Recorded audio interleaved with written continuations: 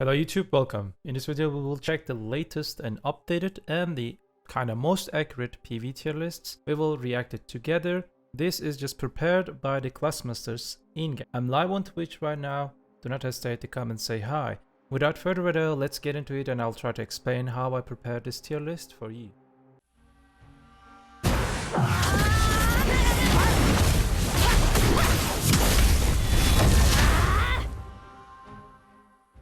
Like tier lists, most of the time they are being like BS, isn't it? You know, people say that my class is bad, this class is good or something like that. But for a long time, I decided to make it this way. This way is just like, I don't know how to define it. We're just talking with the different classmasters. I'm sending them a survey, and in that survey, they're just giving the actual point. I'm giving them top, for example. I'm saying that for mid-game, Awakening Musa is top, or like for early game, I'm sorry.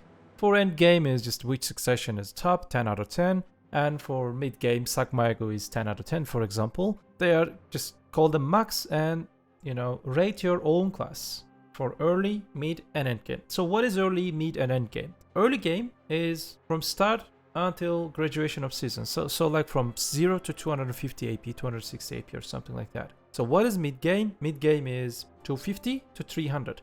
Most of the time we can call them like Serendi Elvia, some part of the Valencia, and on the other hand, Calfen Elvia, a Gaifin maybe. Gaifin Underground is also considered as a mid game in these days. So overall, this is the mid game. So for the end game, over 300 AP.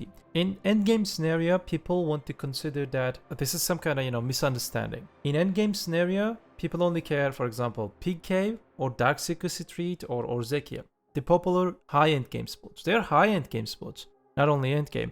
When you say endgame, there are lots of different spots in the game. Ash Forest Dekia, most of the Dekia spots, Crypts, Olens, lots of Dekia spots, lots of other spots, and the popular high-end game spots. When the Classmaster is just evaluate it's his own class or her own class, at the end of the day, they get some kind of average rate. How good their class and how they define it or how just evaluate it, how just they rate the classes.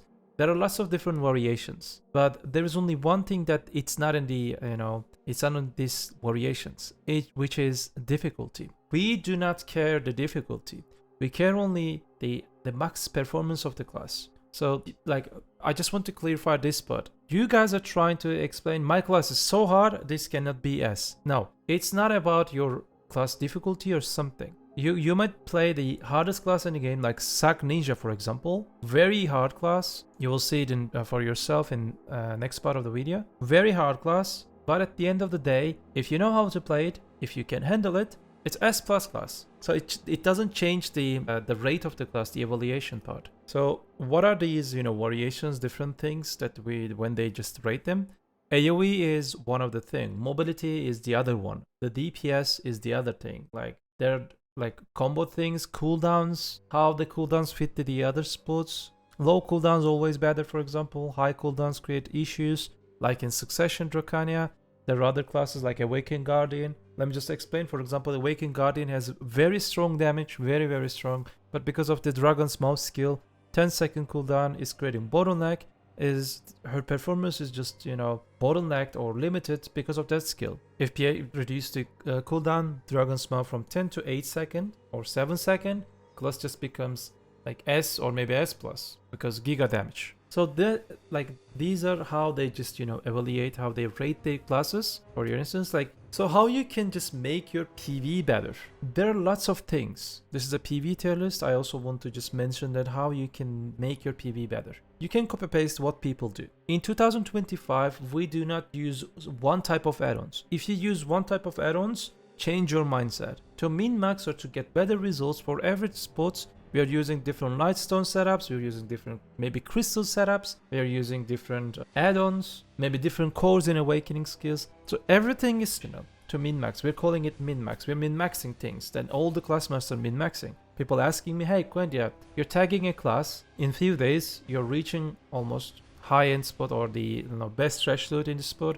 How can you make it? Because I know how to do them. We talked about different variations, different things in it, isn't it? So you should also know how to do them. There are different ways. I will just make video about that. It's pretty hard to just explain for someone who never did this min-max thing. But these are the main things. Also, like a stable internet connection is also a good thing for that. Like if you're hyping, I suggest you to use ExitLag. ExitLag is a fantastic program that has helped me get ahead in almost every game I've played for years. ExitLag is not only for games but also can be used with many other applications that require an online connection. ExitLag is more than just an optimization tool, it is the ultimate solution for enhancing your gaming experience. It addresses server-related issues and offers dedicated routes to ensure smooth and lag-free gameplay. The developers have been working on the program for years and they have now turned it into an AI-supported system. This system identifies the best routes for data packets in real time, optimizing the connection across over 2,000 games server worldwide. Routes data packs through up to 4 different paths simultaneously, ensuring faster, more secure, and fail-proof delivery. With over 1,000 servers across 5 continents and 18 million weekly optimization, ExitLag guarantees superior game performance regardless of user location. Click on the ExitLag link in the description section to enter the website. Create an account for yourself. Then download the program using the download link on the website. The installation process will be very quick and simple. Once installation is complete, run the program and give it some time to optimize your connection. It's extremely easy to use. You select the game you're playing from here. On this page, you can choose a server if you wish, or you can leave it as the best server selected by the AI itself. I will briefly show you a difference right away with an example. The visuals on the screen display the response time while performing item repairs in BDO. In this situation, without ExitLag, I get around 100 ping. While using ExitLag, this value drops to about 40 to 50. As a result, I perform every action in the game with less latency. You will have a clear advantage in both PvE and PvP. With your new account, you can try a 3-day trial version. Please do not hesitate to use it. I have enabled nearly 400 players in BDO to use ExitLag. I have heard everyone say something like there's a difference like day and night regarding its effectiveness before and after using the program. The trial version does not require any information from you. Sign up and try. That's all. If you're satisfied, you can check the packages on the website. Finally, I recommend checking out the multiplayer packages as well. You can start with ExitLag with duo or squad packages. You can see the details on the screen that you can use the program with your friends. This way, you will enhance your friends' gaming experience too. For details, click the link provided in the description and do not hesitate to explore ExitLag. You can be sure that your online game performance will reach highest level. So I think we can start, we can go. Like, I want to talk about the tiers. What are the tiers? Like,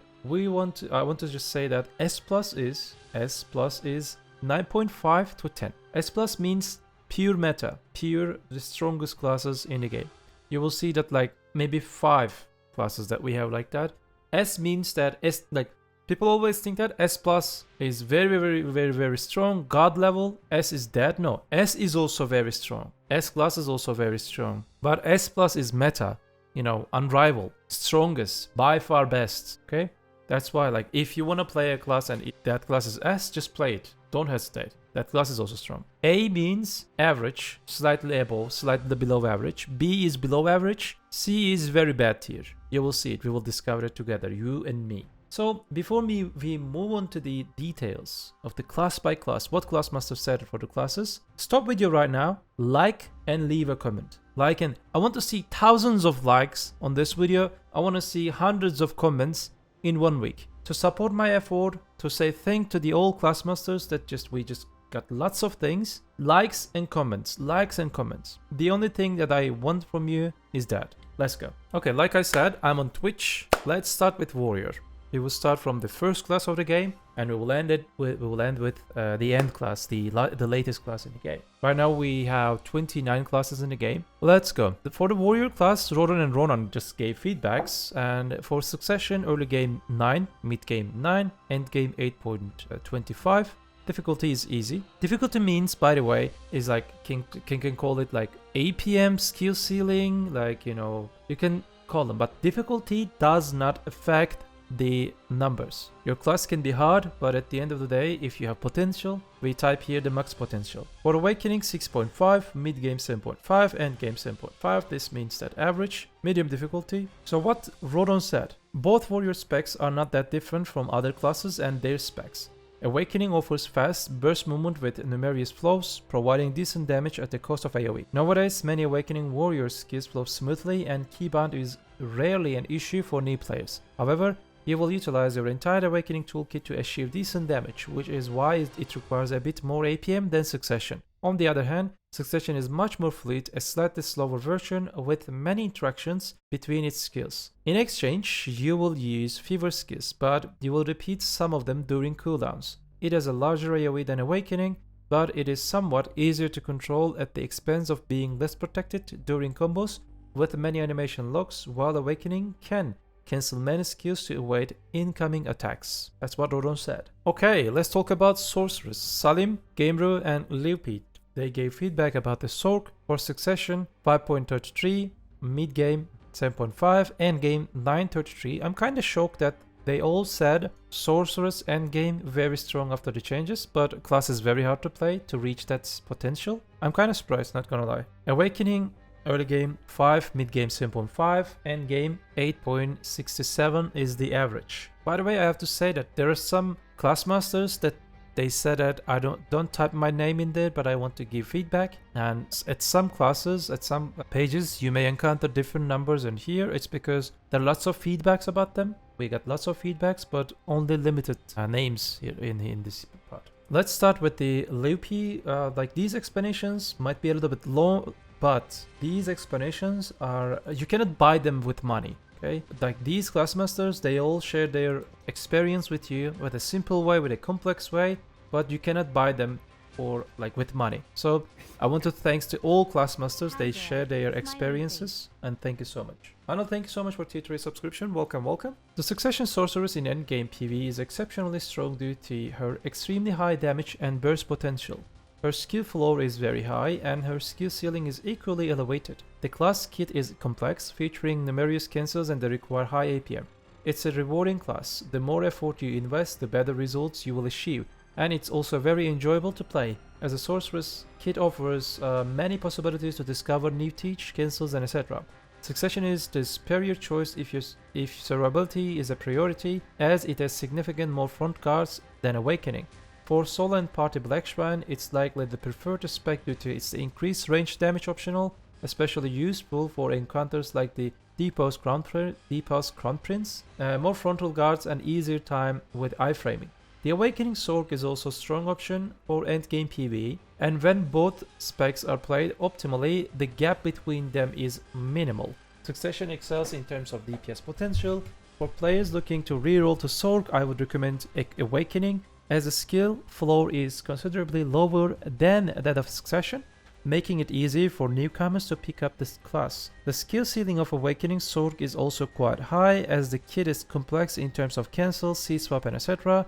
And while the APM can be high, it's generally lower than that of Succession. In most grinding scenarios, the difficulty is less than Succession, but if you aim to achieve trash records or improve times in solo group Black Shrine, it can become very hard. Her survivability may pose an issue since her kit primarily relies on a super armor.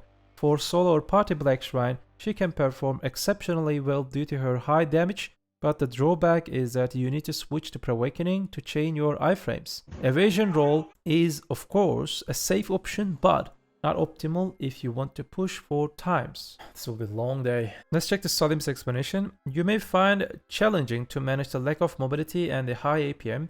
This is not a class where you can simply hold down a button to chain your skills, nor it's a combo class. So unless you genuinely enjoy the mage and assassin aspect of the class, you might want to reconsider. Yeah, I can say that the overall problem of the Sorceress in endgame, especially mobility. If you give mobility to this class, of course it can be broken in PvP. I'm just talking about PvE. Sorc, Succession, Awakening can instantly become S+ or 10 out of 10 class. Gameru, Succession is currently in a very good state for high end. However, taking advantage of her power is not an easy task. She is generally a challenging class with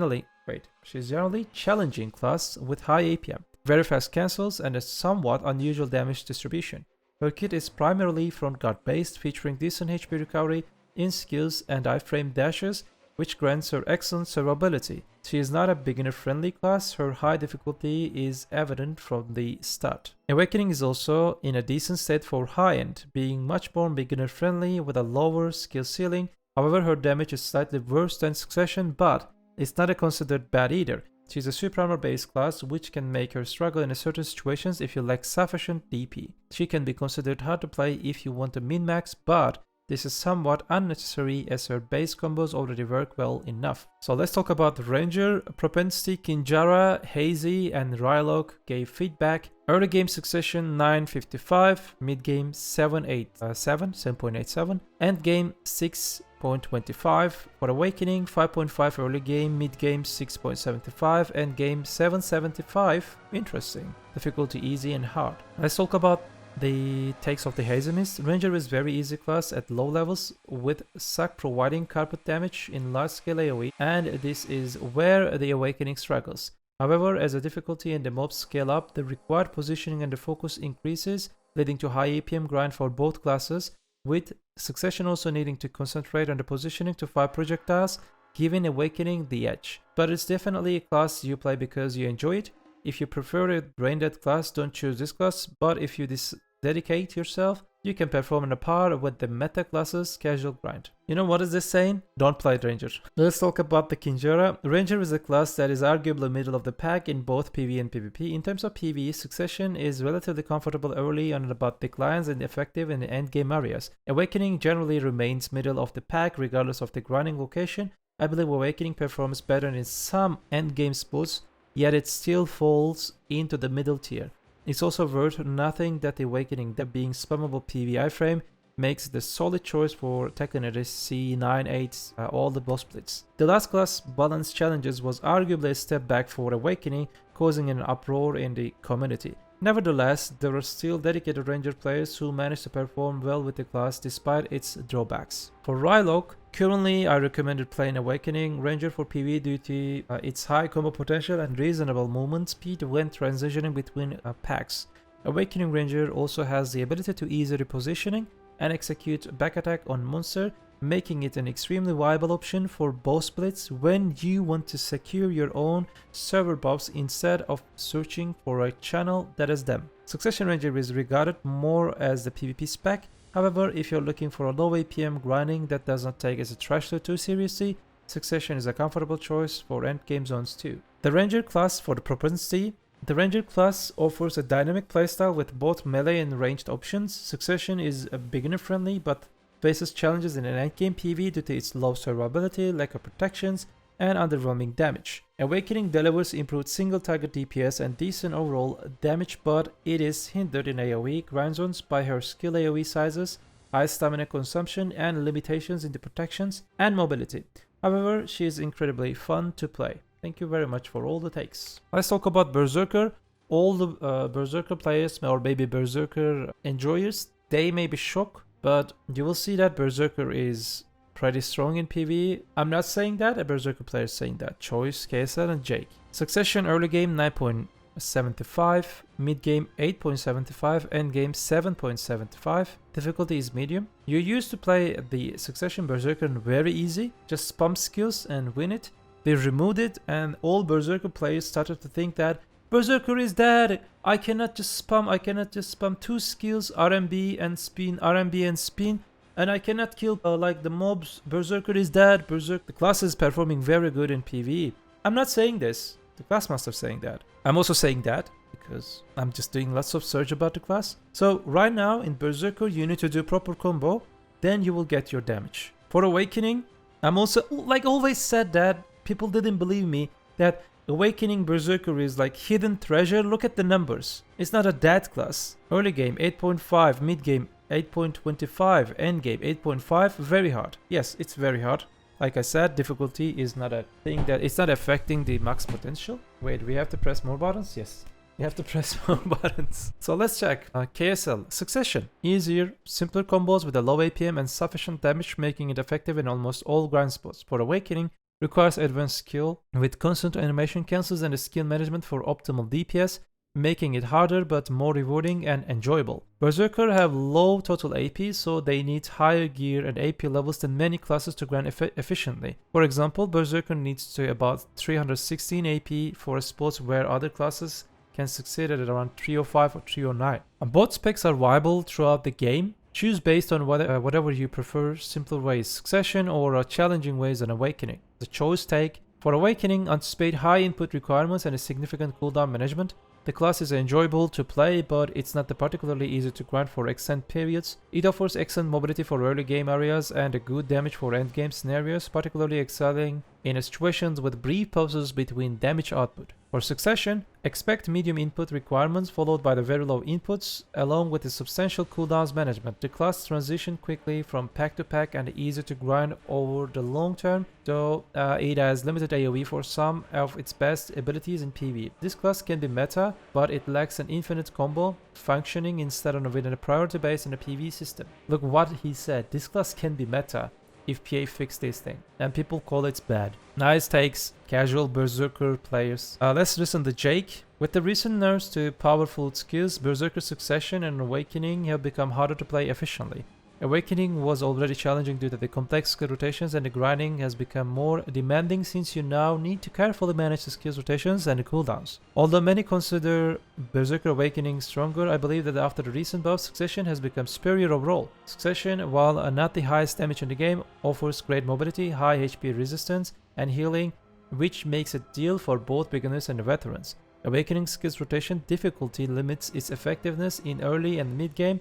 Its damage isn't overwhelming high, but if its mobility and the skill damage improve, it could perform better in these stages. Overall, I recommend starting with the Succession. Tamer, Kana and Verso gave feedback. Succession early game 9.75, mid game 8.75, end game 7.75, difficulty medium. Awakening early game 8.5, and mid game 8.25, end game 8.5, difficulty easy. So what Kanna said, Succession Tamer has a lot of shift input, so it might be hard on your fingers, but it's really good and underrated class, as well as being insane 1 vs 1 in PvP. So it's simply saying that like it's underrated PvE class, and you can also consider in PvP. Like he's simply saying that you can make this class your main. In Succession, the Versus take, in Succession the character deals good damage while being able to easily rotate spots like Orzekia, thanks to its high sustain. Awakening on the other hand performs very well in situations where 5-second combos are necessary, but is otherwise an average character.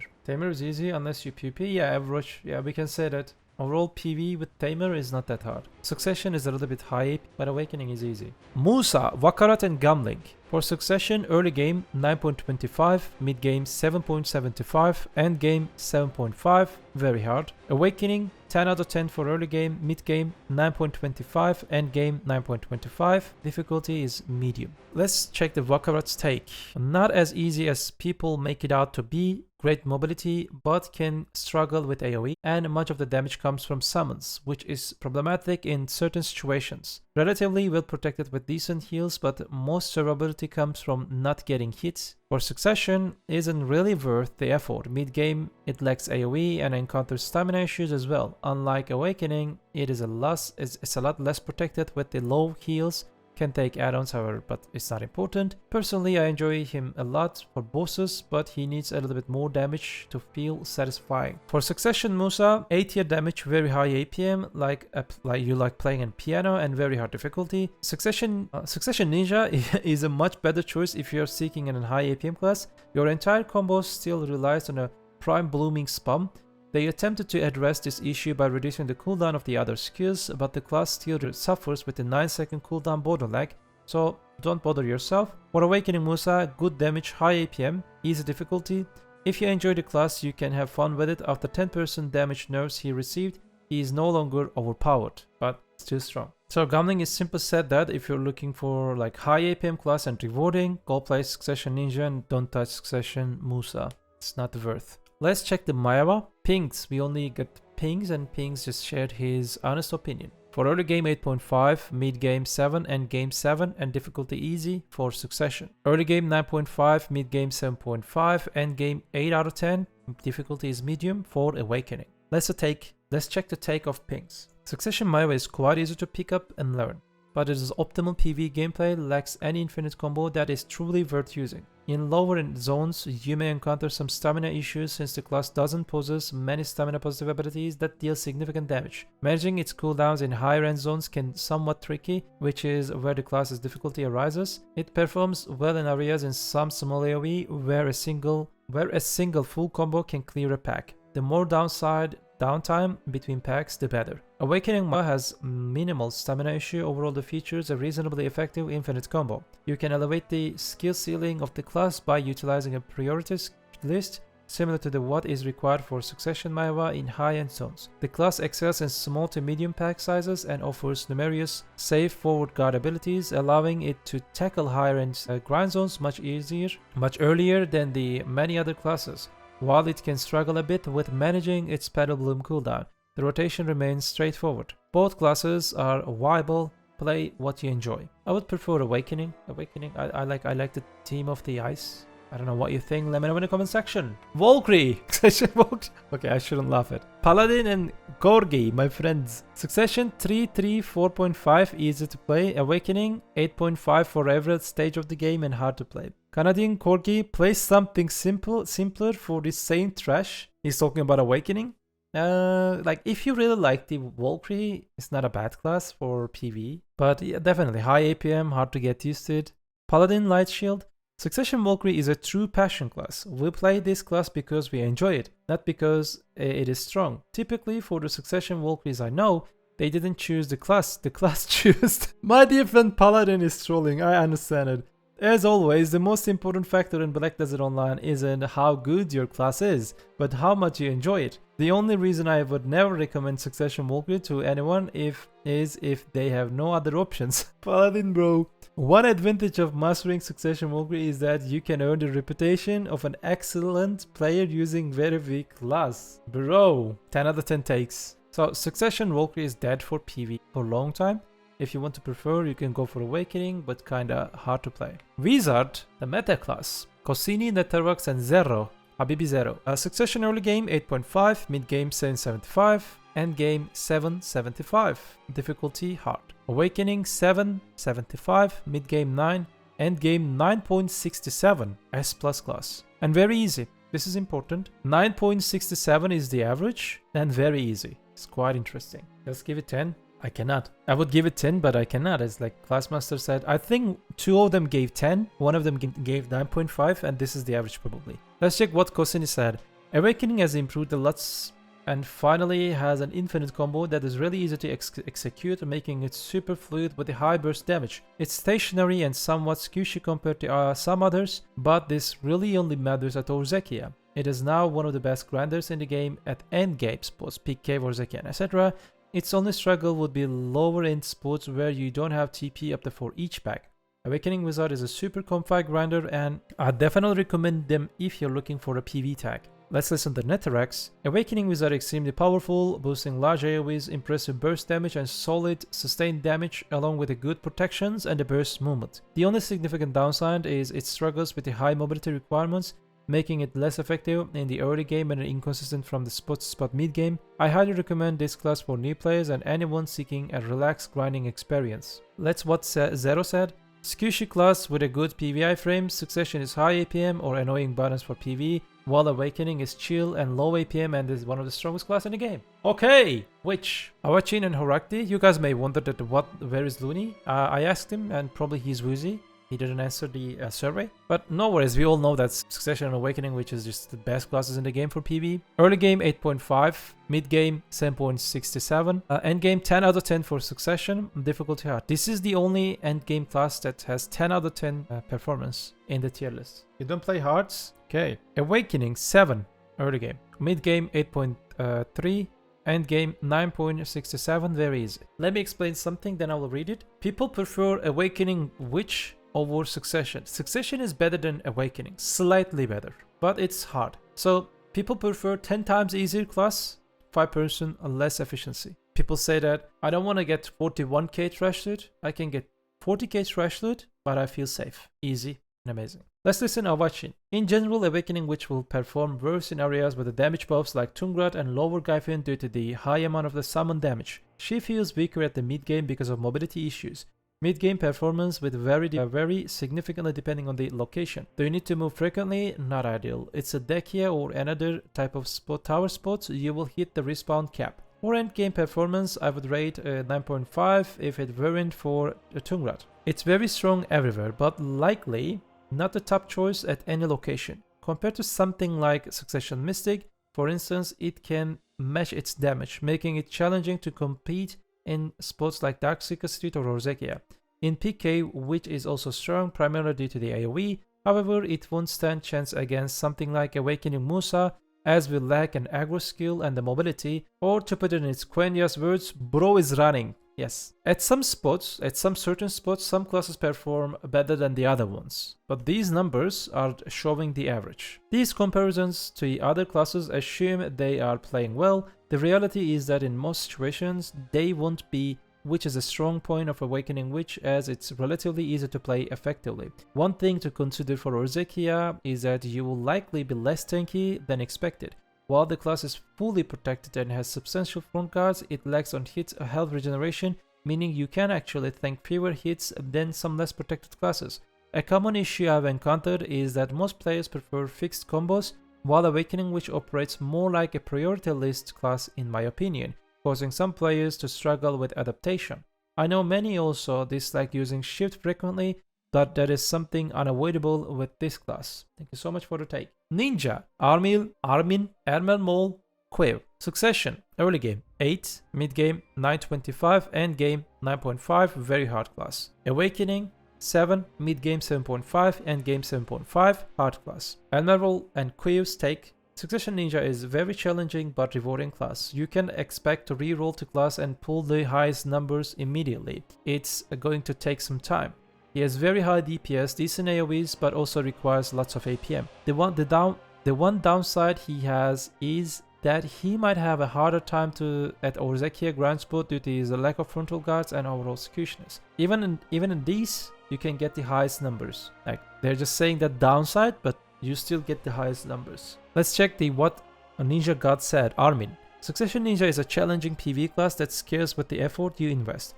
The more time and the energy you dedicate to mastering animations, cancels, effective pulling techniques, and effective clear paths, essentially anything that enhances your grind, the more you will be rewarded with a significant increase in the trash numbers per hour. This class is suited for those who seek a more demanding grind and is generally not recommended for players simply looking for a class that is good at grinding. If that describes you, you will find it to be an exceptional PvE class. Awakening Ninja is a moderately challenging PvE class that somewhat scales with the effort you put in.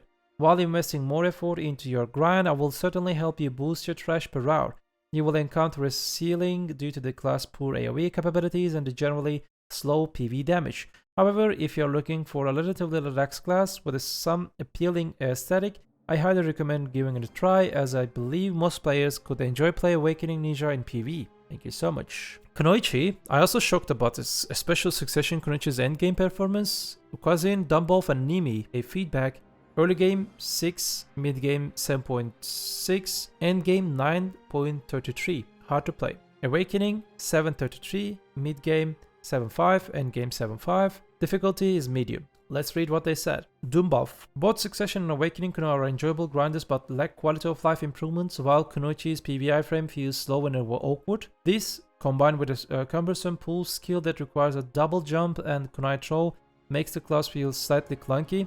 Nevertheless, recent cooldown reductions and the addition of DP Shred have placed Awakening Kunoichi in a surprisingly good position, making it my preferred spec. Succession has seen changes to her rune mechanic, enabling her to build and release her 3-rune Wheel of Wrath more smoothly. These adjustments have allowed both specs of the class to perform significantly better in PvE, enhancing the overall fun and flow of gameplay. Ukazin, I don't know how to read his name. Uchazin. Kunoichi throughout the history of the BDO has been perceived by the communities as a quite weak in PvE, particularly in Awakening. Succession has always faced AoE and the cooldown issues, making its success highly dependent on the specific spots. Awakening has consistently struggled with poor cooldowns on its core DPS skill and had difficulty debuffing the mobs. However, many of the issues she faced have been addressed with the recent buffs to the class. Awakening received a fantastic DP shred in Lunatic Discus, something she desperately needed, along with the several cooldown adjustments. Succession underwent a soft rework of how the class builds its core rune mechanic, which significantly improved the gameplay loop and transformed her into a powerhouse in DPS and uptime. For Nimi, Kuno is a super fun class, but don't expect too much from it so you won't be disappointed. it can be overwhelming to get into the class because of the weird inputs. Dark Knights, Michu and Lua. Succession, early game 8.5, mid game 8.75, end game 9.5, another S plus class. Okay. Awakening, early game 9, mid game 8.25, end game 7.25, difficulty medium. Let's listen to Michu. Bear in mind that Succession DK requires a relatively high APM and can be frustrating to grind in certain areas due to skills that move your character, such as Ace Strike and Twilight Dash, Wind Slash, and etc. Aside from that, the class boosts high PvE damage and excellent sustain with the Ravage Rake, Lunacy, Corrupt Grind, and the Wrath of Weather and Brabham. Awakened DK, on the other hand, is much easier to grind with, has fewer moving skills, and offers plenty of front cut. However, after the PvE class rebalance, her damage is no longer top tier. She still has a decent sustain, but it's not as impressive as Succession. The only downside is that you have to use your shift key frequently, which can become tiring after a few hours of grinding. Striker, Ask Mag. Succession 7, mid game 7.5, end game 9.5. Difficulty is hard. Awakening, early game 8, mid game 8.5, end game 8. Difficulty is medium. He probably typed medium, it's because reaching these numbers probably takes some kind of, a little bit extra effort. I don't know. Normally, the Striker is easy to play, but probably reaching the maximum effort takes a little bit of investment, I believe. Striker offers two distinct PvE playstyle depending on the specs you choose. Awakening is excellent for grind spots where AoE is crucial, making grinding feel more relaxed and efficient. Conversely, Succession focuses on high and sustained single target DPS with smaller AoEs, requiring precise positioning to hit all targets and a constant input, resulting in a more intense and a sweaty experience. Switching between the specs means adjusting your pace. Awakening is more forgiving and laid back, while Suck demands tighter execution and a more active approach. Ultimately, it comes down to whether you prefer chill or fast, hands-on gameplay. Mystic, your new meta class. Lacking names, Verdict and Yuan. I also gave my feedback in this one. There are some other things, but they didn't want to share their name. Succession 7.5 for early game, mid game 9, end game 9.67. This class could be 10 out of 10, but because of the AoE issue, they probably didn't want to give 10 out of 10. Some gave 10, but I also gave 9.5, not 10. If you do not need AoE, maybe this is the strongest PvE class right now. Awakening 7.67 for early game, mid game 8.33, end game 9.17. Difficulty is easy. If you ask me, from my perspective, I tried both of them. I hate Succession because of the shot mechanic. If you try, you will understand. Awakening is just like one of the easiest options in the game for PvE for this performance. Just play it. This class is giga tanky, amazing sustain, good protections. Even if you do not have protection, you are, you're tanky. Like, I'm playing Mystic right now, but I will tag Dosa Succession tomorrow. Yeah, let me know what you think about my Mystic videos and all other class videos in my channel. Let's check what he said. For top performance, Succession is undoubtedly superior, but it demands on a very high level of the skill and a significant more challenging playstyle. Awakening, on the other hand, is much easier to pick up and still performs admirably in endgame content, with considerably less effort. That said, to match the performance of the Succession Mystic, you'll need more AP. Personally, I prefer Dragons, so I stick with Awakening.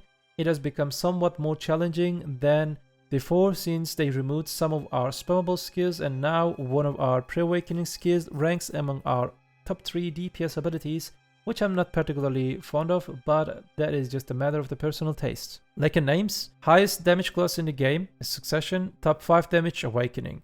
However, achieving this is not easy, particularly for Succession. With low effort, the class performs worse than other top tier classes, while with the high effort, it is equal or better than them. Verdict, Mystic is an excellent position right now. The difference between Succession and Awakening is minimal, with the trade-off being survival in Awakening for slightly more than damage Succession, while also significantly increase the APM and difficulty.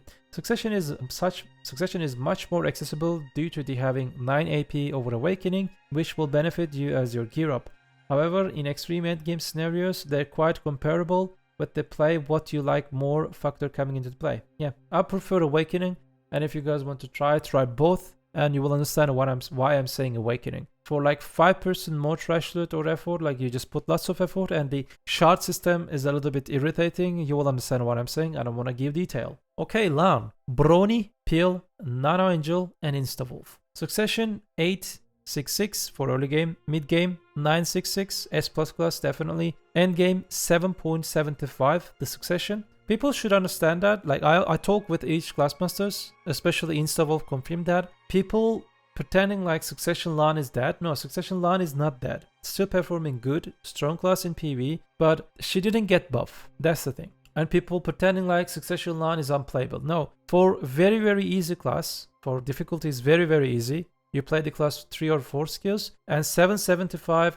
8, 8.5 depends spot of course. Some Classmasters gave still 9 for the class. I don't know why they did it. Some gave 6.57 or something. The average just 7.75. Like, this class is not dead. Stop pretending like that your class is dead or something. No, there are way worse classes than Succession Lahn. Succession Lahn is an okay spot right now. Don't do that. Awakening Lahn early game 8.33, mid game 8.83, end game 7.75. Difficulty is medium. Let's say what Brony said. The AoE is somewhat small, so you need to pack the mobs properly. The damage is decent, not the best, but it has incredible HP recovery on skill hits. Let's check what Non-Angel said. Succession is still on top from my perspective. You can deal lots of damage and heal if you understand how the class works.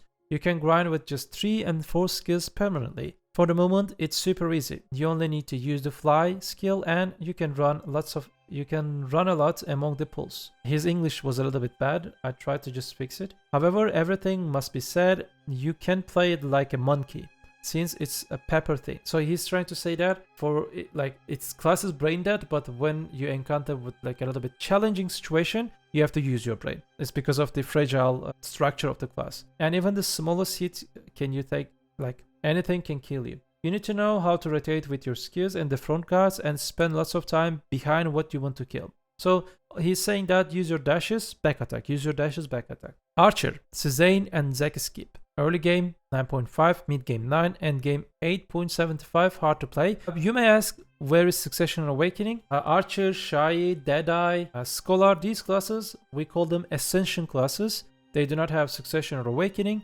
When you start to play them, you play both spec at the same time. Archer as a class is very freestyle and fun. You watch multiple different Archer play the classes and the way they play is slightly different, each having their own flair. Archer in all PvE is currently strong, but nothing too crazy. The APM is slightly high, but the enjoyment of the class movement from the pack to pack is very smooth and fun to play with. The only grind spot we struggle with is a crypt because we pull 2.304k mobs every time we hit a pack. Okay. Zack Skip class can be a bit tricky when grinding, requiring a few animation cancels and a maintained DPS on the tankier mobs. In endgame spots, it demands more effort than the most classes, while in lower end and mid game areas, you can simply rely on a large AoEs in order to clear mobs. Thank you. Shai. Okay. Irie and Chupacabra, my difference. Early game 4, mid game 7.5, end game 8.25. This is a little bit tricky because it's not for every end game. Because this class is a little bit different compared to other ones. Because of the designs, like you can call this class 6 out of 10 maybe. But they just call it 8.25 is just like average end game results. At some spots bad, but at some spots 10 out of 10. For Olens, for example, or party contents, any party contents. So 8 out of 10 is, I think it's acceptable. Yeah, like it's very hard to,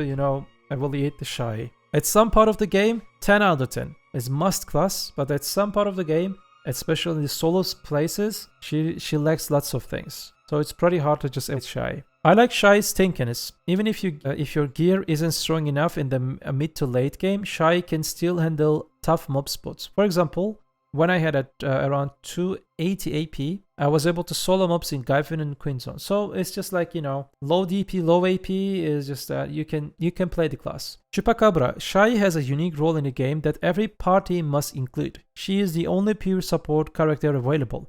Her combos are very easy to master, requiring only 10 or maybe 15 minutes of practice to become proficient if you follow a good guide. While she performs well in solo play at certain locations, Gaifen Underground, Queen, Cyclops, and etc., most of the time you will want to be in a party when playing her. In Black Shrine, she ranks among top 3 easiest class. You can fit into almost any party with an above average Shai performance. Despite her low difficulty, there is still a good chance of encountering a poorly played Shai, which makes it easier for a skilled Shai player to find a good party. Being a proficient Shai player changes everything. as you can grind a deck here 2 Olons and join an ideal party for boss splits wherever and whenever you want, and skipping the search for Shai. As an Awakening Ninja main for 8 years, I often play Shai for this reason. If I were a new player wanting to start with the Shai, I would create a seasonal character and bypass the painful early game stage with a full Pentwala gear, grinding at Gaifin until I have enough gear to progress at Cyclops. These 2 spots would lead me to the end game quite easily. Like I said, it's a little bit a different class to evaluate or compare with the other classes. Slave Guardian, respectfully, mommy. I couldn't find Guardian Classmaster. I know how to play, everyone knows how to play Guardian. I tested Guardian and let's check what Guardian's situation. Early game for Succession 5.5 because of mobility, mid game 8 thanks to the AoE, end game 6.5, cooldown problems and also, you know, inconsistency and the damage problems a little bit. Difficulty easy. Awakening, early game 5, mid game 9, thanks to AoE. End game 7 out of 10 and very easy. Like I said in the beginning of the video, Awakening Guardians, the Dragon's Maw 10-second cooldown is creating a big giga bottleneck. She can just, you know, give the true performance. Because of that bottleneck, she's 7 out of 10. If they change the, you know, cooldown of the Dragon Maw to 8 seconds, for example, this 7 instantly increased to 8.5. Let's check what I said. New players are often drawn to a preferred class. Its easy playstyle and the large skills attract players. With the latest PvE updates, we can say the Awakening feels slightly better compared to Succession. Overall, this class becomes clearly defined in the mid-game, but its clunky nature may cause it to lack a bit late-game spots. Additionally, cooldown-related bottleneck situations might make you feel a bit behind compared to other players. However, if you're looking for an easy class that is above average, you can definitely choose Guardian. Especially Awakening Guardian would be an excellent choice for you. Hashashin, Mad Marv. Are you in chat, Marv? Succession early game 4 out of 10, mid game 5 out of 10, end game 8 out of 10, hard class. Awakening, I definitely, from my perspective, I tested Awakening Hashashin. If you're looking for assassin type of class, ninja type of class, PvP class, and also good in PvE, go play Awakening Hashashin. This class is amazing, dude. This class is amazing. Easy to medium difficulty, bro, it's so good. Early game 7.5, mid game 9 out of 10, end game 9 out of 10, totally agree. Hashashin is in a great class with many flaws and cancels, offering easy entry with a higher skill ceiling and a solid PvP performance. By the way, in PvP, Awakening Hashashin is hard, but in PvE it's easy, okay? Don't misunderstand that part. If you're a pure PvE player, you should consider playing Awakening. The reworks have left Awakening in an overall better state than Succession. Awakening boasts better AoE, comparable damage, enhanced movements, and easier and more satisfying to play. Without the Tornado, Succession has shifted a pure single-target class, but it does not compete with the other strong single-target classes or even Awakening. It features a high APM playstyle with a flexible freestyle combos, but the limited number of the skills the kit leads to cooldown issues when attempting to long DPS combos. This forces you to freestyle and use under-satisfying low-damage skills as fillers. Succession is decent but generally not worth the effort. Overall, it is relatively easy to learn, both as Awakening also utilize many main hands, skills for a moment or later for advanced PvP. Nova, okay. Strega, Aina. You can find them on YouTube, by the way. Succession, 5 out of 10, early game. Mid game, 8.5 out of 10. End game, 6 out of 10. Difficulty is medium. Awakening, early game 8.5, mid game 9.5, definitely S++ class for mid game. End game 9 out of 10. People just cried a lot about Awakening Nova changes. I agree. I'm just blaming at this point the PA. They just released this class in broken and stay broken for like 3 and 4 years. It was very fast burst mobility and all other things. They just nerfed the mobility, the fast gameplay. Instead, they gave giga damage to her skills. The class still top PV class. Definitely S, maybe S+ at some spots. But most of the Nova players, they left class because her identity kinda lost. But you will see that they are saying that if you never touched Nova before, now you can play because you will not feel difference before and after. Awaken Nova was the most enjoyable class I ever played in any game before the rework. The rework made gameplay slower, clunkier, and less fluid. Despite this, I still recommend trying Awakening Nova, especially if you didn't experience it before the rework. Let's check what Strega said. Succession Nova is one of those classes that, when buffed, sees everything else improved simultaneously, resulting in her performance being consistently lower compared to the others. While she has improved over time, she still requires that extra push. For early game and Succession, due to her slower attacks and the lower mobility, it takes a while to get around since everything gets one shot on a spots in infinite potion spots. For mid game, because areas like Honglim, Gaifin, Highlands are incredibly easy for her, requiring low APM and providing extreme comfort. For the end game, her silver per round compared to other classes is significantly affected by her DPS and her gear needed to enter zones. She only has 12 AP self buff, no passive and no class skill buffs. Whose entry levels are much harder to achieve, and once you reach the required AP, you will pull between 30 or 40% less trash than other popular classes. For example, at 362 shit AP, she pulls 43k at Dark Secrecy Street with 3 tides, while something like an Awakening can do 43k with 0 tides. Yeah. Reaching upwards of 50k threshold with events at 360 AP, she pulls 18-19k at Orzekia compared to 330 AP Sakmis doing 21k. Due to her lower DPS in these zones, her APM increases significantly compared to early game, forcing you to use many more cancels, flows, and filler skills, where her endgame combo strings are 3.5 times longer. 3.5 times? 3-5 times longer than in mid game. You can expect to invest more effort for the same reward. Despite all this, she is very enjoyable to play once you master her long list of cancels and flows. Most of her abilities involve holding the shift button, making combos quick to learn through the guide videos. If you prioritize fun from her despite over profit, you will find satisfaction in the long run and still perform adequately. Sage, Glendra, Grim, Diego, Higa, Archive. For Succession early game 8.3, mid game 9.1, end game 7.3, easy class. Awakening 8.75 early game, 9.5 mid game, 9.75 end game, another S+ class. Difficulty hard. Let's check what Glendra said. Succession in particular excels in an area that requires large AoE and have low or no movement demands, while also allowing for high black speed rage uptime, which is crucial for cast speed.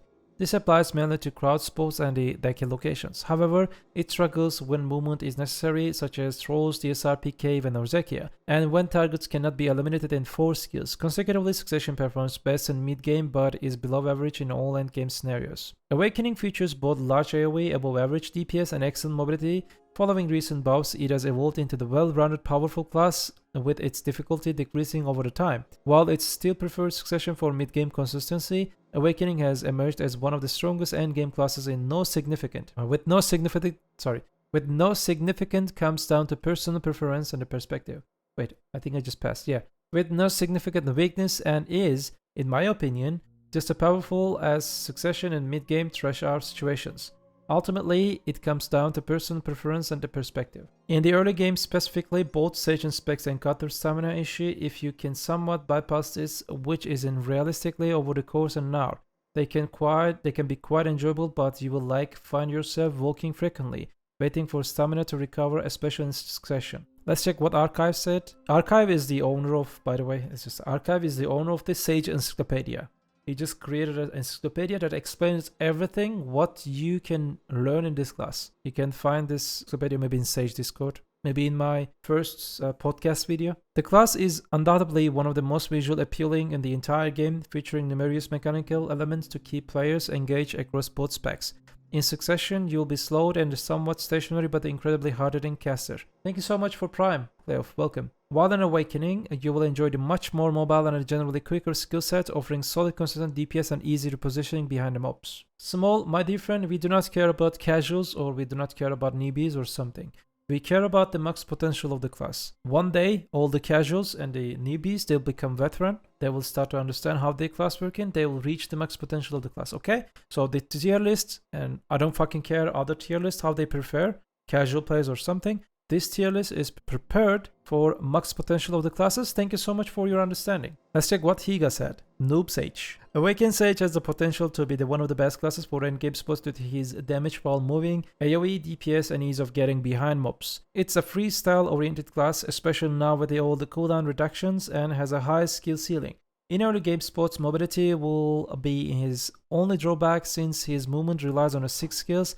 it might feel a little bit overwhelming for new players. It is a class with a guaranteed success in mid-game spots, thanks to the good combination of AoE and the damage. In end-game scenarios, with a good amount of effort, you can achieve the results comparable to top classes. Corsair, Chicken, and Horakti. Succession, early game 8.5, mid game 7.5, end game 5 out of 10. Difficulty easy. Awakening 7 out of 10 for early game, 6 out of 10 for mid game, 6 out of 10 for end game. Difficulty is hard. Wait, how 6 out of 10? Let's nerf Corsair. Fish mommy, it cannot leave. Class is fun, but is very frustrating how weak it is compared to the top performers. If you care about your numbers, I don't recommend it. However, if you want a visually appealing water-based class that is not too taxing in your hands and boobs, look no further.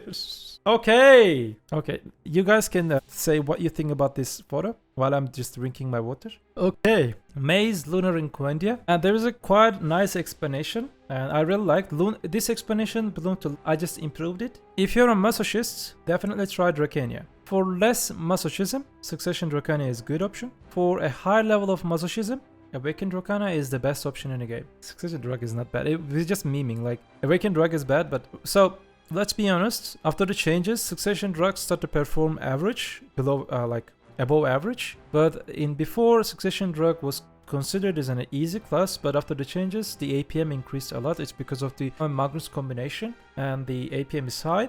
For example, I can give this example to you. The Succession Drakania, because of the Brimbolt skills, cooldown, the 12-second bottleneck is, you can feel it in most of the area in the game.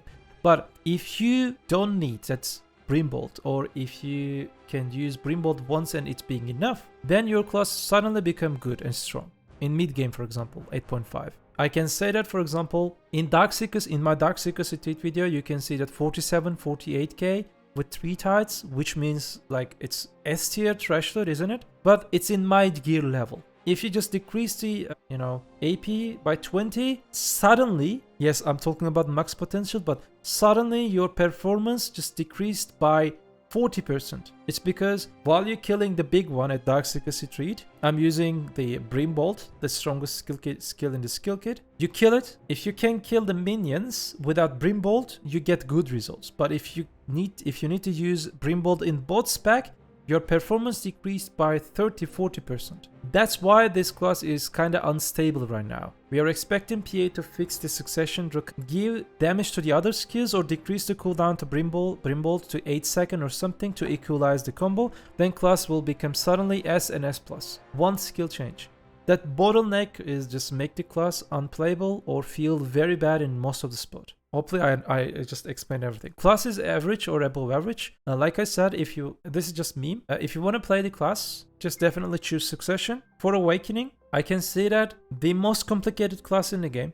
You have lots of skills in your class, in your skill kit. Lots of variations, lots of flaws, lots of hidden things. Very hard in class, hard to get used to it. And these are the numbers that you can reach max if you reach the max potential. Like 7 out of 10. 5 out of 10, 6 out of 10. So I definitely do not suggest to play Drakania. If you want to play Drakania, play Succession. And you can, try her. And you will see.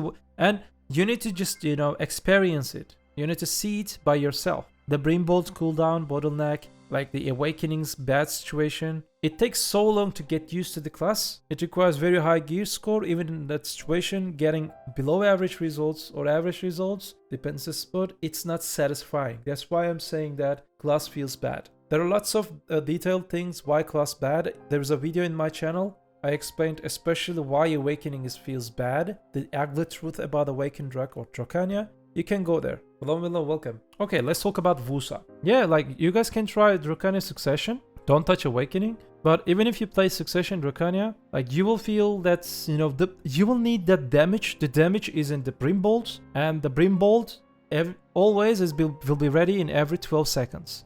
Brimbolt has maybe the highest PV damage in the game, almost 70k pure multiplier in total with Brimbolt and Flow, but it's 12 seconds. It's creating huge bottleneck. You lack damage in most scenario without Brimbolt. Here is the thing. If you have Brimbolt, S tier. If you have no Brimbolt, B+, A, something like that. For Woosa, J-Kun, Gamer and Quendia. Succession, early game 9, mid game 8.75, end game 7.9. Awakening, early game 8, mid game 8.5, end game 8.7. I think we have two different Classmasters that we like. Yeah, two different Classmasters. I can't remember. I don't want to give their names. 5 Classmasters evaluate the class. Let's listen to the game review. Succession Musa is an excellent class for newcomers to the game. She is easy to play, has good mobility, low APM, and sufficient damage for early encounters. Her challenges being to suffice in high-end contents where her damage starts to decline alongside slow casting skills and some cooldown bottlenecks. However, she performs better in solo or party Black Shrine compared to her Awakening. Awakening is one of the most intriguing and a stylish class in the game. I totally agree. However, her difficulty is significantly higher than the Succession due to her delayed damage and the skills like which possess a unique and uncommon property that fundamentally alters how you grind for the class. She is a low APM class with a decent amount of the front guard, a reasonably HP recovery from the skills, and a plus 30 DP buff on skills, making her more resilient. In high-end spots, her damage is noticeably better than the Succession. Let's check what Jaycon said. Woosa is a graceful and approachable class that is relatively easy to pick up, yet offers a high skill ceiling for players who enjoy mastering intricate mechanics as they progress towards endgame content. Her elegant animations and the fluid skills make her not only visual striking but also rewarding to play, especially for those who value both form and a function in combat. Both Succession and Awakening specializations are currently well balanced in PvE performance, so your choice should primarily reflect your preferred style. Succession Woosa provides a more consistent combo structure, making it ideal for players who favor a straightforward approach. Conversely, Awakening Woosa features a slower playstyle but offers ranged abilities for more dynamic experience. While the basic rotations can be simple, the kit allows for deeper optimization by weaving in main hand skills, rewarding those who explore its full potential. If you are considering a reroll to Woosa, you can anticipate a smooth leveling and the grinding experience with a class that excels in clearing large packs quickly and elegantly. She is an excellent choice for players who appreciate a blend of the visual beauty, responsive combat, and the flexibility in how deeply they wish to engage with her mechanics. Maegu, Netrax, and Quendia. Succession early game, 9 out of 10. Mid game, 9.75. Like, I gave 10, Netrax gave 9.5. It's mid 7.5. End game, 7.75. I gave lower, it's because Netrax gave 8 something. I gave a little bit lower, 7.75. I mean, this class is not S for endgame overall. It's because of DPS, cooldown issues, blah blah blah. Never mind. Difficulty is definitely easy. If you're looking for an early game class and mid game class, that's what you can do. Go play Succession, Maegu. It's amazing, excellent option. For Awakening, early game 6, mid game 8, end game 9.5, another S plus class for endgame. Difficulty is hard. So let's check what Netrax said. Succession is easy to pick up and effective when AoE is advantageous, making it strong in early and mid game but mixed in the end game. DPS suffers without Black Speed Rage, so it performs poorly in areas where the BSR is scarce, typically in endgame. She shines during BSR. Awakening is more challenging to master and has relatively low AoE but delivers excellent damage. It struggles in the early game and is variable in the mid game and the end game depending on AoE needs. In locations where the AoE is less critical, like Orzekia, it's one of the top classes in the game, but in scenarios like requiring AoE, such as Dakia Tonewood, it falls short. Similar to the Succession, DPS is lower without BSR, but Awakening DPS remains strong even without becomes exceptionally powerful when BSR is active. Okay, Scholar. I mean, I couldn't find a Scholar Classmaster. I tested classes after the changes. I can say that slightly above average class. Early game 7, mid game 8, and game 7. The Scholar class may seem complex in structure, but once you get used to it, you will realize it's quite simple. It is not preferred by many because it requires the use of the multiple skills regarding the frontal mobility. Overall, its DPS level is above average thanks to the significant tankiness and the sustain it provides. It offers the ability to participate in the PvE with low DP in many spots. However, its DPS level is somewhat weak in the endgame spots, placing it at a slightly above average level. It's a class that dedicated players will not feel too bad about choosing, even though it is not prominent in the meta. Dosa IDEX. For Succession, early game 7.5, mid game 8.5, end game 7.5, difficulty easy. So these numbers, including the latest changes, yes, we didn't get the changes, we didn't get the Magnus skill, but this class is worse than 7.5 right now. IDEX is just, giving some kind of, insight, something like that, prediction. Class will be 7.5, high mid-tier. I will also tag class, I will also test, like maybe it can be a little bit higher, a little bit less. We will see it. but this kind of includes the new changes. For Awakening, 6 for early game, 9 for mid game, 8.5 for end game, difficulty easy. Like, class gets some kind of a little bit nerf, and people think that class is dead. IDEX is showing us that he's grinding safely. Class is extremely safe, and like he's using different things, like different elements combo. It procs different elements at the same time, and they're just creating a passive skill, passive damage, and he know how to use it. Instead of playing the class Brain Dead, he's playing in a different style. You can watch him, you can find him on YouTube and Twitch. You can understand why he's giving 8.5 for end game. It definitely deserves, because class is strong and extremely protected. I don't know, like you will see it. Let's check what IDEX said. Early and mid game, fast back clearing, easy to use, great sustain and mobility for succession. For late game, a frontal breaks quickly against strong monsters, forcing constant movement and the losing DPS time. Strong in group content. Overall, low APM, flexible playstyle, but struggles late game. Awaken Dosa, early game, slower pack movements, restrictive cooldowns. Mid and late game, very durable, high damage, best PvE frame duration, excels in party play. Summary, Awakening is easier with some kit annoyances. Succession is faster early and mid game, but harder for late game.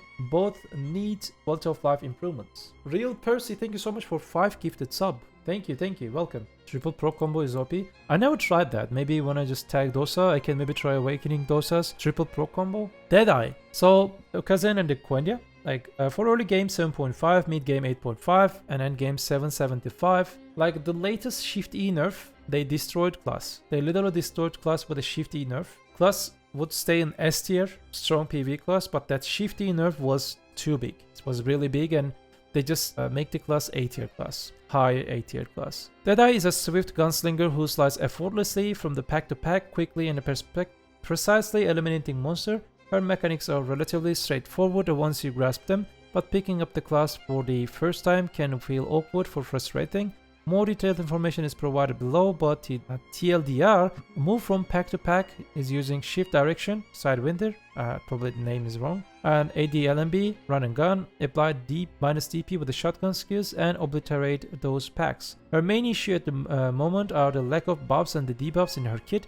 She lacks an attack speed buff and self buff, and also has a rather effective E-buff. If these issues are addressed, she will significantly rise in the ranks. Lua no take on Deadeye? No, Lua is not Deadeye player. So overall, we're done with the Classmasters takes, with the old images. This part was prepared for that, specifically if you're looking to, go into the class. Now we're going for the tier list part. I prepared the tier list with the Excel form. It's way, better compared to the other ones, and also I can upgrade it. For example, PA can just change few classes in the next few months, and I can upgrade it, and I can, publish it again easily. It will be way easier to publish, so I can update the tier lists maybe every month, every 2 months, because you guys non-stop asking, hey, after this changes, what will happen? After this changes, what will happen? Here we go. Okay, for early game, this is the situation. Musa Awakening 10, Berserker Succession 975, Tamer Succession 975, Ranger Succession 955, Maehwa Awakening 9.5, Archer 9.5.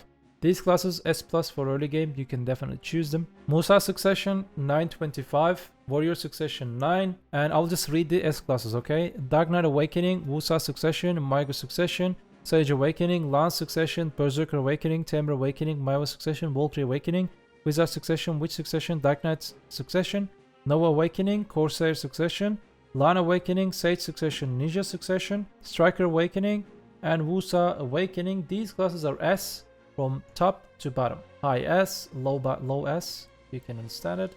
Wizard Awakening for early game A, Mystic Awakening, Mystic Succession, Hashashin Awakening, Corsair Awakening, Drakania Succession, Dosa Succession, Deadeye, Kunoichi Awakening, Witch Awakening, Ninja Awakening, Striker Succession, Awakened Drak, Scholar, Warrior Awakening. These classes are A for early game. Kunoichi Succession, Maegu Awakening, Dosa Awakening, Ranger Awakening, Guardian Succession, Sorceress Succession, Sorceress Awakening, Guardian Awakening, Nova Succession. These are B for early game. Shai, Hashashin Succession, and Valkyrie Succession, C tier for early game. For mid game, Maegu Succession, Lahn Succession, Nova Awakening, and Sage Awakening, they are S+. They are the meta by far the best. Musa Awakening, Ninja Succession, Sage Succession, Warrior Succession, Wizard Awakening, Mystic Succession, Archer, Guardian Awakening, Hashashin Awakening, Dosa Awakening, Berserker Succession, Tamer Succession, Dark Knight Succession, Woosa Succession, Valkyrie Awakening, Striker Awakening, Nova Succession, Drakania Succession, Woosa Awakening, Dosa Succession, Deadeye, Witch Awakening, Mystic Awakening, Lahn Awakening, Berserker Awakening, Tamer Awakening, Dark Knight Awakening, Guardian Succession, Maegu Awakening, and Scholar. These classes are S tier for mid-game. Ranger Succession, Musa Succession, Wizard Succession, Witch Succession, Kunoichi Succession, Warrior Awakening, Sorceress Succession, Sorceress Awakening, Maehwa Awakening, Ninja Awakening, Kunoichi Awakening, Striker Succession, Shai, Corsair Succession, Maehwa Succession, Ranger Awakening. These are A tier for mid-game. Corsair Awakening, Hashashin Succession, Drakania Awakening B tier, and Valkyrie Succession again C tier. Okay, not this one. Not this one. For endgame, let's check. It's quite impressive that we have quite nice numbers on S+ classes. Witch Succession is 10 out of 10 rate. Sage Awakening 975, Wizard Awakening 967, Witch Awakening 967, Mystic Succession 967, Ninja Succession 9.5, Dark Knight Succession 9.5, Striker Succession 9.5, Maegu Awakening 9.5. These classes are S+ for endgame. These are meta by far superior. Sorceress Succession, Kunoichi Succession, Musa Awakening, Mystic Awakening, Hashashin Awakening, Nova Awakening, Archer, Sorceress Awakening, Berserker Awakening, Tamer Awakening, Valkyrie Awakening, Woosa Awakening, Dosa Awakening, Warrior Succession, Shai, Maehwa Awakening, Striker Awakening, and Hashashin Succession. These classes S, strong classes for endgame. Woosa Succession, Ranger Awakening, Berserker Succession, Tamer Succession, Wizard Succession, Lahn Succession, Lahn Awakening, Maegu Succession, Deadeye, Warrior Awakening, Musa Succession, Ninja Awakening, Kunoichi Awakening, Drakania Succession, Dosa Succession, Sage Succession, Dark Knight Awakening, Maehwa Succession, Guardian Awakening, Scholar, and Guardian Succession. These classes are A tier for endgame. Ranger Succession, Nova Succession, Corsair Awakening, Drakania Awakening, and Corsair Succession B tier for endgame, and Valkyrie Succession C or B, whatever you say, not a good class for endgame grind too. So I would love to read what you guys in the comment section. Do not forget to leave a like and leave a comment for all the efforts. I spend all Friday, Saturday, Sunday, and Monday, 4 full days, 16 hours a day for this document. I talked with people, created all the images that you saw in the screen. I'll try to update the tier list more than often. And do not hesitate to come and say on Twitch livestream. I gotta go back on my Twitch livestream. You know what we say? Do not forget, BDO is just a game, and do not play Drakania.